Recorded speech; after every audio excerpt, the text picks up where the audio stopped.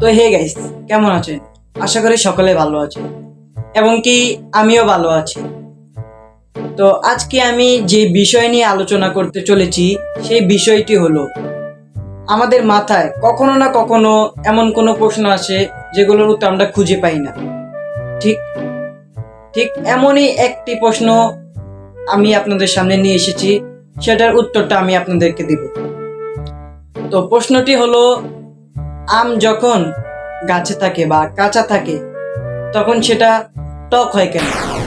আর অথবা আমটি যখন পেকে যায় তখন সেটি মিষ্টি হয় কেন? এই প্রশ্নের উত্তরটি আমি আজকে আপনাদেরকে দিব। তো এই প্রশ্নের উত্তরটি জানতে হলে প্রথমে আমাদের ভিডিওতে একটি লাইক করে, একটি কমেন্ট করে ভিডিও চ্যানেলটি সাবস্ক্রাইব করে দিবেন অবশ্যই। তো আমরা আর বেশি কথা না বাড়িয়ে চলুন শুরু করি, কেন আম পাকলে মিষ্টি হয়। তো তার আগে অবশ্যই চ্যানেলটি সাবস্ক্রাইব করবেন। ওকে। তো আমটি যখন পেকে যায় সেটা আগে বলবো না, কারণ আপনারা এখনো সাবস্ক্রাইব করেন।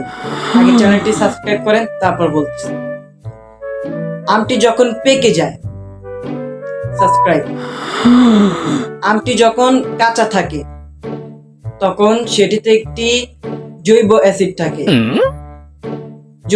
জৈব অ্যাসিডটি কেন থাকে সেটা যদি জানতে চান তাহলে এখনই সাবস্ক্রাইব করুন, ঠিক আছে? তো আমরা আর কথা না বাড়িয়ে চলুন মেইন টপিকে চলে যাই। তো আমরা কি বলতেছিলাম, যে আমটির ভিতর জৈব অ্যাসিড থাকে। কেন থাকে সেটা জানতে হলে এখনই সাবস্ক্রাইব করুন। সাকসিনিক এবং মায়োনিক এই অ্যাসিডগুলো কি কারণে থাকে সেটা জানতে যদি আপনারা চান, আপনাদের মনে যদি সেই ইচ্ছুকটা থাকে, তাহলে অবশ্যই চ্যানেলটি সাবস্ক্রাইব করুন, ঠিক আছে? যখন আমটি পেকে যায়, আমটি যখন পেকে যায় বা আমটি যখন হলুদ হয়ে যায় তখন আমটি মিষ্টি হয় কেন, মিষ্টিটা হয় কেন সেটা আপনারা জানতে পারবেন। তার আগে চ্যানেলটি সাবস্ক্রাইব করুন, অবশ্যই সাবস্ক্রাইব করুন। ওকে। তো আমটি যখন পেকে যায়, আমটি হলুদ কালারে হয়ে যায়, এর ভিতর যে অ্যাসিডগুলো ছিল, অ্যাসিড সেগুলো রাসায়নিকভাবে পরিবর্তন ঘটায়। এই রাসায়নিক পরিবর্তনটি কেন ঘটে সেটি যদি আপনারা জানতে চান বা আপনাদের জানার যদি ইচ্ছা থাকে, সেটাও আমি আপনাদেরকে বলবো। তার আগে আপনারা চ্যানেলটিকে সাবস্ক্রাইব করবেন, ঠিক আছে? ওকে। তো যখন রাসায়নিক পরিবর্তন ঘটে তখন আমটি পেকে যায়, কারণ যে জৈব অ্যাসিডগুলো আছে না, সেগুলো গ্লুকোজ এ পরিণত হয়। এই গ্লুকোজে পরিবর্তন হওয়ার কারণেই আমটা যখন পেকে যায় তখন আমটি মিষ্টি হয়। আপনারা যদি এটা যদি প্রথমবারের মতো জানতে পারেন বা জেনে যদি উপকৃত হন, তাহলে এখনই চ্যানেলটি সাবস্ক্রাইব করুন, ঠিক আছে?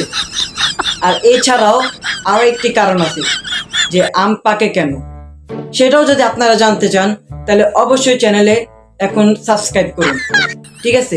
তো সেই কারণটা আমি আপনাদেরকে বলবো, তবে বলার আগে চ্যানেলটি অবশ্যই সাবস্ক্রাইব করতে হবে আপনাদের, ঠিক আছে?